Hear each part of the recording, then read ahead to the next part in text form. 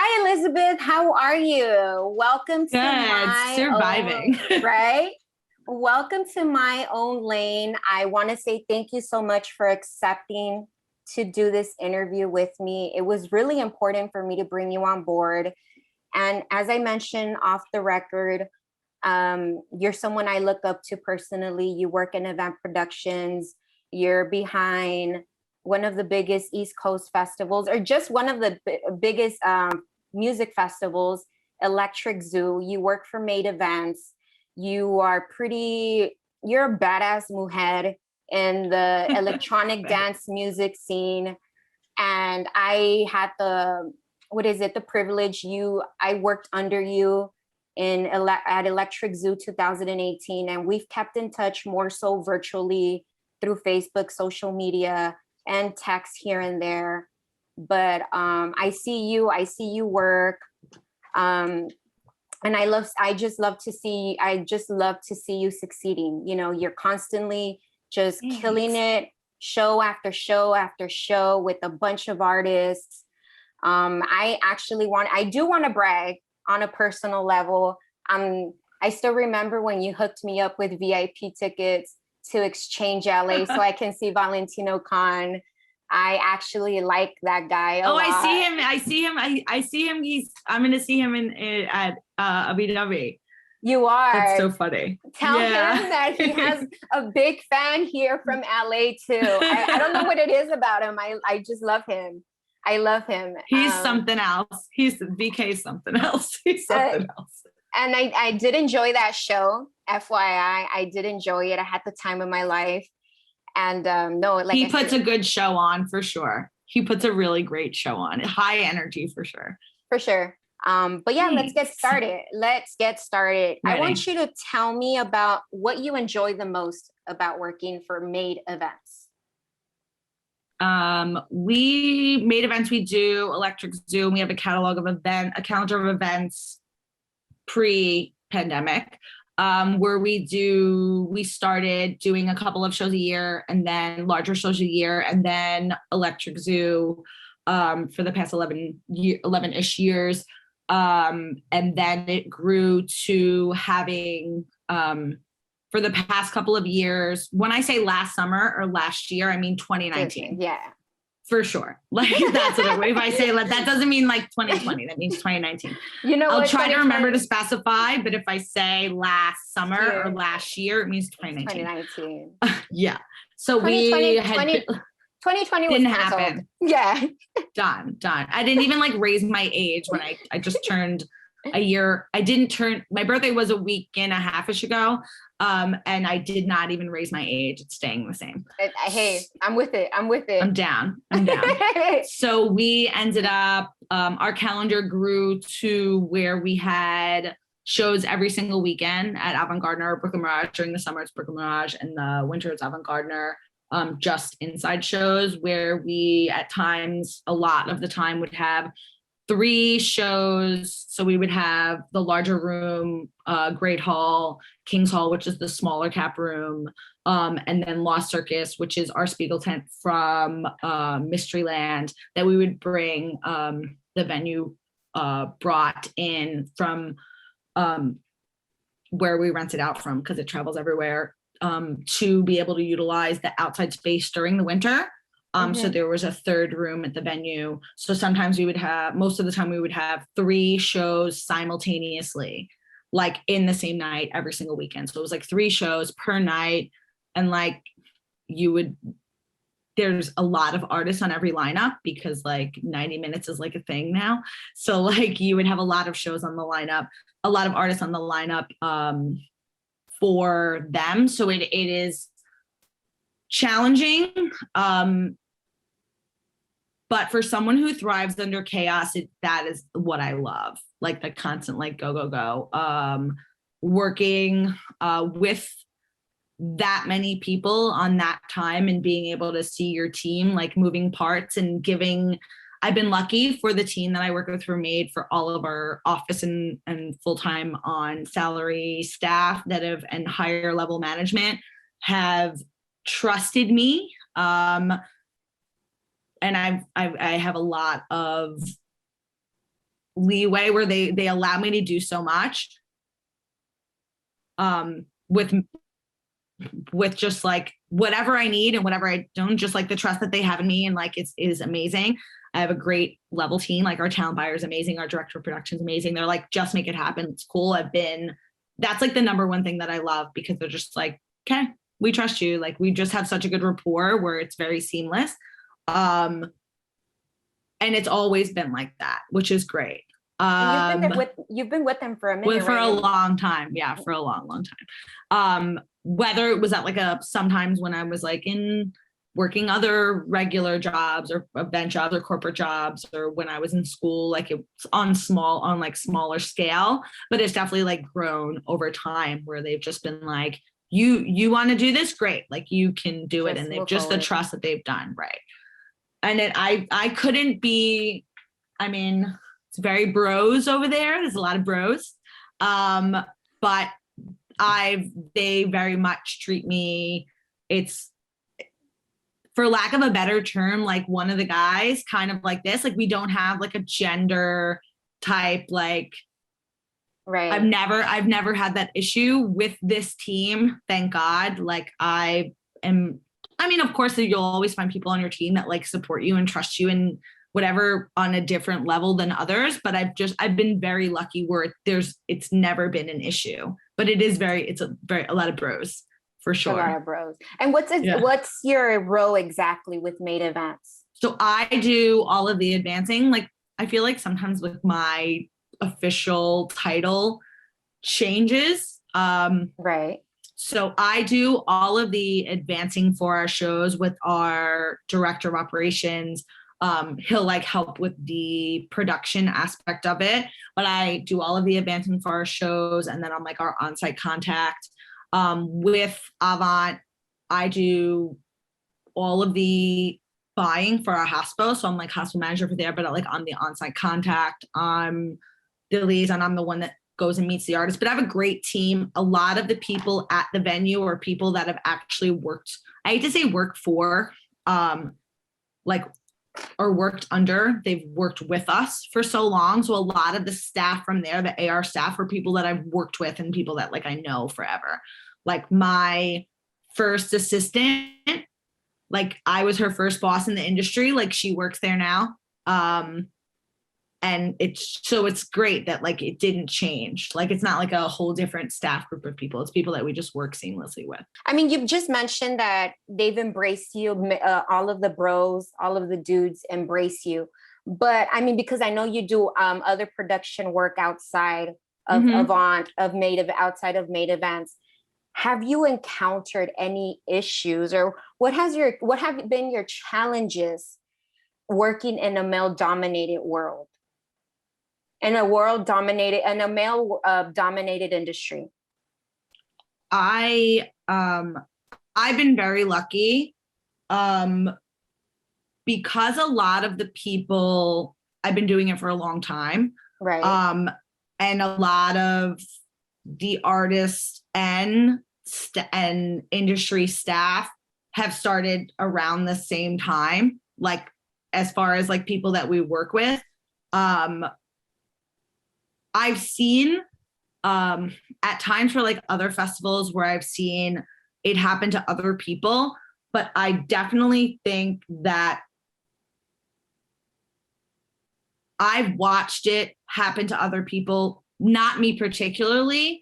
And I've always tried to be like a champion. I feel like it's like a female, like it's a responsibility of mine to, when I see something like that, to like call it out and make sure it's not a thing.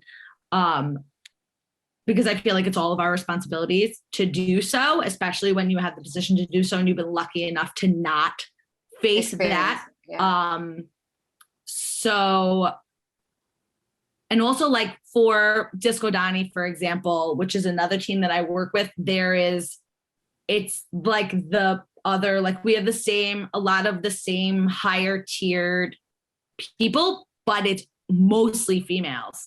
Like it's very like Disco Donnie is like super, super pro female. Like there's a lot of females. It's like heavy, heavy, heavy women empowerment. Like they do it so good. We're like, there's so many females on site. It's like, it's the opposite. All right. And which kind of leads me to the next question, because obviously, like I mentioned, I see everything I've seen everything you do through Facebook. We've kept in touch via text, and you're like on a managing like status. You're like really up there. I feel, right? You really are up there. Yeah.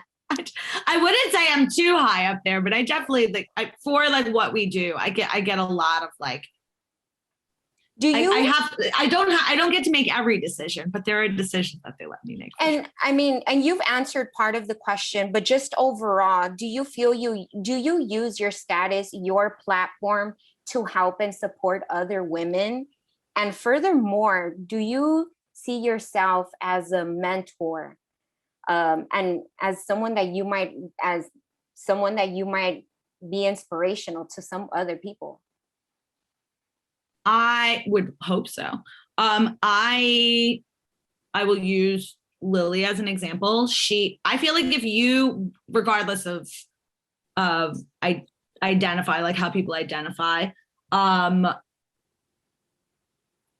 think that the main goal as like a manager is to be able to train and mentor and have staff that you want them to be in any way that in any industry that you're in.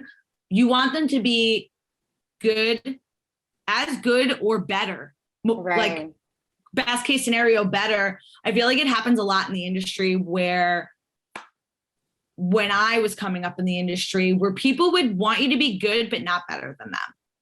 Because it was a lot of like, you don't want people to take your spot.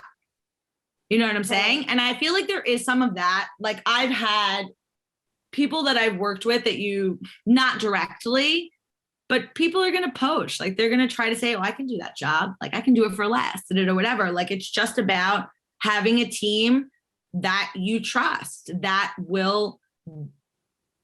also wouldn't do that to you. Because there's going to be people like that, but like, then you see what they're like. And we're based on, our team is very loyal to each other as far as like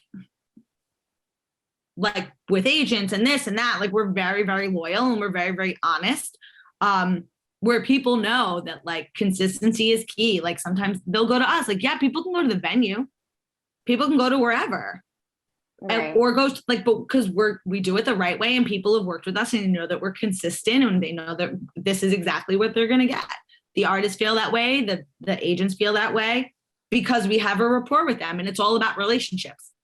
Right. And I feel like it's the same way about having staff. Like Lily will always say like, Lizzie was my first boss, whatever. And it's like, nice. Like I'm a loud, like person. I have like very type A, like very organized, very loud, like anybody will tell you, very Brooklyn. But I get very uncomfortable talking about myself. So like I got put on for, they asked me to do the 50, they were doing like the 100 or 50, whatever it is, women of Disco Donnie, right in the beginning. And they had asked me and they ask you if you want to do like a blurb about yourself, that you can like write your thing yourself, or that you can just like put like a timeline of like, they ask you a bunch of punches and then they write it for you. I procrastinated for so long because I just like, I get uncomfortable. Like I'm very like, maybe that's why I'm good at my job, because I'm not braggy. Like, I'm not like when I speak about like people that I've worked with or people that this, like, it's not like, I hope it comes very naturally for me because the relationships that I've had for a long time and there are people who are part of my life.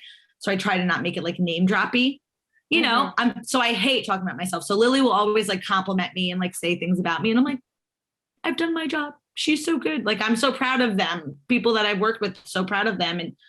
And they know that I want them to succeed and they know that I'll connect them to get them other stuff. Like, because I want them to be successful, because not only is it good for them as people that I love and people that I'm proud of and I'm proud to say that I've worked with them, but like, that's a testament to me as a person. Like, if I want them to feel that way. I want to put them in positions that they feel empowered, that they're going to succeed at, because that's how you judge how you are as a manager.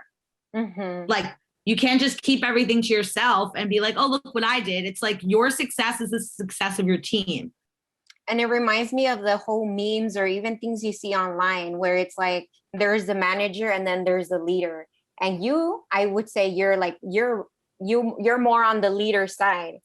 Because yes, I try to be that, but I also try to be like that, like peer where I'm like, I have like this, our photographer, Eric, always laughs. Like, he's like, if our show, if he doesn't have a picture of me, like pointing at him like this, like, you're not supposed to be here, like, whatever, like, you know better, like that kind of like adult look, yeah, where I'm like if I give them like that Lizzie look where I'm like, you know better.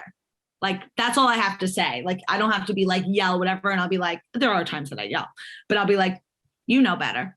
I was going to ask you, Liz, I mean, for me, it was kind of a little stroke of luck, I guess you can say, kind of coming into this industry. But would you say that it's hard getting into production, operations, and even just working behind the scenes? I would say I am not great at having work-life balance, for sure. I'm very much work all the time kind of person. But I do feel like there are people who are good at that, that can do a work-life balance. I am not one of those people. I'm very much like, I've been fortunate enough where the people that I work with have also been people that I grew up with. Right. I've known a lot of the people that we work with for so many years. We've all grown up together in this industry. So I'm very fortunate. New York is very much like that, where it's a big city, but like the people who are in our industry, it's like a small world kind of thing. Like, everybody knows each other. It is not for the thin-skinned, for sure. Mm-hmm. And it's hard work. Like, it's a lot of work. If you're not ready to be like, if you're not organized, if you're not good at communicating, if you like, it's not for you, for sure. There are people who are better at their jobs and there are people that are at higher levels, but I feel like no matter how hard you get, I feel like it's important to remember that like everyone is replaceable. Every single, especially like ever since like during the pandemic, it's almost like starting from scratch. You know what I mean? And it's going to be very interesting to see what it's like after like our reset. Cause I also think that yes, it's like starting over, but I've seen some people try to like, are looking for jobs and trying to apply for jobs and network, which is great. But I think that people need to remember that the jobs belong to people already. It's not like there are people who are waiting for these jobs to come back. And Right. just to be cognizant, they're not vacant positions because these people don't want to be doing them. Yeah. So I feel like it's going to be cognizant. I hope that there will be people who will be like undercutting and like try to do things for less. I feel like it's hard. I feel like there's going to be some of that because some of us are so ready to get back where we will take lower. Right. We will take lower, but I think that it is also important to remember that like some people take it to the extreme where they're like, oh, people shouldn't like remember that you're going to hurt all of us if you take a lower rate. I agree with that to some extent. Right. You know, we've been talking about the pandemic throughout this interview, but I wanted to ask you specifically, this whole year and even still ongoing has looked tough for our industry. You know, we've been out of work, shows were canceled, postponed, and even limited with these drive-ins that came about during this time. I wanted to ask, how have you navigated through these during these challenging times? What have you been up to? So our last show was March 13th, maybe. Right. Sounds about right. Maybe I think it was like March 9th. It was the week before my birthday is March 16th, and that weekend was the first weekend without it. Weekend of lockdown. So it was the weekend before. We had Steve Aoki, and then Wax Motif in the other room. We had like Steve Aoki tour and Wax Motif in the other room. And then on Friday, and then on Saturday, we had Camel Fat in the large room and Io in R.I.P. Oh God, Garrett. R.I.P. Honestly, like if I would have known, it's so sad that that was the last show, but like for me, like spending that time with him, like, and that being our last show, like I'm so thankful that I got to see him, like literally the last show that we had. And just to end this interview, you talked a lot about, you know, you've brought up mentioning the previous staff, how you worked with them. You've even talked about how what went down through this pandemic, or, you know, you're even questioning, kind of wondering how things are gonna look after this whole thing is over. But I do want to ask you, before we close out, I want to ask you, what piece of advice would you give to any, what does success mean to you? What does success mean to you? And what piece of advice would you offer to anyone that would like to go into event production? And event production operation, as you mentioned, it is box office, ADA, lost and found, and you even mentioned the actual building of the stages. Anyone that's looking into any of those areas, and even I mentioned hospitality, I mentioned transportation. Right. So yeah, I mean, let me repeat that again. What is success to you? How does that look like? And then any advice for anyone that's interested in going into these areas and looking to create their own lanes? Because women, you've created your own lane. In your own right, you've created your own lane. And as I mentioned earlier, I'm just so proud of you. I love seeing it. I love seeing your progress online. I'm proud of you too. You had a good year, man. For sure. Thank you. Thank you. Yeah. I've always said, I've said a couple of times, and I've said all the time, I feel like you, the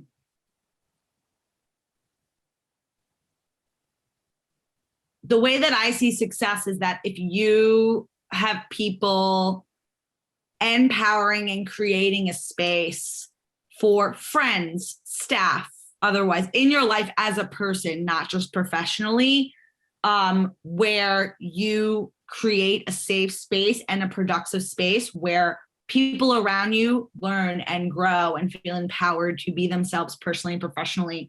And the people, and professionally wise, I always say that what measures your success as a manager, a leader, a team lead, or what have you, if you have staff that you have open doors for, right? I want people to feel so empowered that they open doors for themselves. Like, I don't want anyone to think that I think everyone should work hard for what they have, but I also feel like I want people to not have to, like, if somebody does something for you, I also professionally, I don't think that you should have to like pay those dues forever. You know what I mean? When people are like, well, I opened this door for you. The success of the people that you have had on your team and in your corner is what I base my success professionally on. I want to see people be better than me. I want to see, that's real talk right there. And people just be, I also want to I like to watch people also stay themselves a lot. That's what I always try to push for, where when people get bigger, just to even artists that we've known for so long, that you stay authentically yourself. Whatever level of success, they're Garrett, Io, one of them for sure, always stayed exactly the same, always stayed 100. Nightmare, Tyler has always stayed the same, Angel Baby, always the same, has always been a person very authentically himself. I like to think at whatever throughout my career, whatever I have done, I am like port wine. I am not for everyone, but if you like me, then I'm your gal. You're really right. I am loyal to a fault for sure. Honesty, sometimes it could be brutal, but for me, I'm an open book. What you see is what you get. That's it. Like, I will always be honest. That's my number one thing. Just communication and honesty is like number one. Sometimes my communication is a little bit harsher than others, but like, that's what it is. I guess that's the New Yorker in me, I guess. And just like as far as like, I don't know, like my number one saying that I always says is I'd rather have 4 quarters than 100 pennies. I would rather have like a close-knit team with people that are in my corner that are super, super high value, high energy, good vibes than like 15 people that are low energy, like soul sucking people. Quality over quantity. Absolutely. Like work harder, not work smarter, not harder. Smart people ready to work, like selfless, like just like down for the team, like down for whatever. Because there are people who are, yes, I think that everyone should worry about themselves, number one, right? Okay. You're your own first priority, but like there's a certain level to like how, like the level that you take that where it becomes like not healthy. Exactly. Like we're just down for the team. Exactly. All right. Thank you so much for joining me for this episode, Liz. I feel like you are someone that, like I mentioned earlier, you were someone I had to bring on board because you work on a different side of the music industry, more specifically behind the scenes, for live events. You know, you help create an experience for all of the music enthusiasts, attendees, festival goers, fans of these artists. And it was really important for me to bring you on board. And I really want women our ages, women in college, high school girls, that these kind of careers are attainable. Maybe not the easiest to reach, and it's not an easy road. It's not an easy road to get up there, but definitely attainable. You can do it. You can make it. And yeah, again, it was important for me to bring you on board. I wanted people to hear you out. I wanted to hear you out. I wanted to bring you. You know that I could talk to you all day. You know that. No, for sure. I know. So thank you so much. Thank you so much. It's good to see you. I'm so excited to like see you again. I might be coming probably like the end of the year. I'm going to come to the West Coast.